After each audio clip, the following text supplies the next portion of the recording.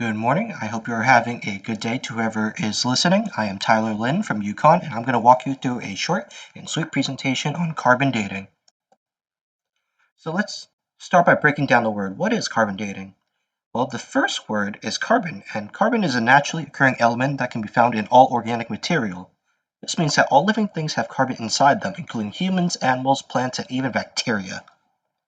And dating is a technique that is used in many research fields, and it's interested in studying the past using techniques, processes, context clues, and equipment that distinguish the age of remains, artifacts, and sites that people end up finding. By putting these two words together, we get the word carbon dating, which is the process itself of using carbon-14, a radioactive isotope, to determine the age of organic-based remains. Now that we know what it means, you may be also interested in where this technique came from. Well, it was developed in 1946 by Willard Libby, a chemistry professor at the University of Chicago, and he developed this technique based on influence from Martin Karman and Sam Rubin in 1940, who actually discovered the carbon-14 isotope. Using this technique, Libby intended to find a method that was effective and accurate in finding the age of any organic material that he finds. And we're going to find later that there are actually really heavy restrictions on when this method is applicable. But before we get to that, how does technique even work? Well, carbon dating is based on a few important concepts. One being that all living things continually replenish their carbon in their body, either through eating things or absorbing it from the atmosphere. And additionally, dead things no longer replenish their carbon once they die, meaning that the carbon in their bodies slowly decays back into nitrogen. Therefore, since living things have a limited amount of carbon in the body when they die, by counting the number of remaining carbon isotopes in their body, when we find the remains, we can find the age of relatively recent organic material. Now, here are the restrictions. Why do we say relatively recent remains are applicable in carbon dating? It's because there is a limited range of time before there is no carbon or not enough carbon to count in the dating process.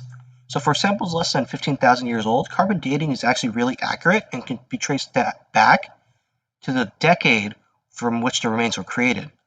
But for samples from 45 to 60,000 years old, this technique is generally unusable because there's so little carbon left to count.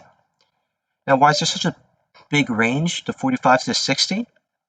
This is due to contamination from the surrounding carbon remains, which can contaminate our sample. And this contamination is from other organic remains in the ice, the strata, wherever our sample is found.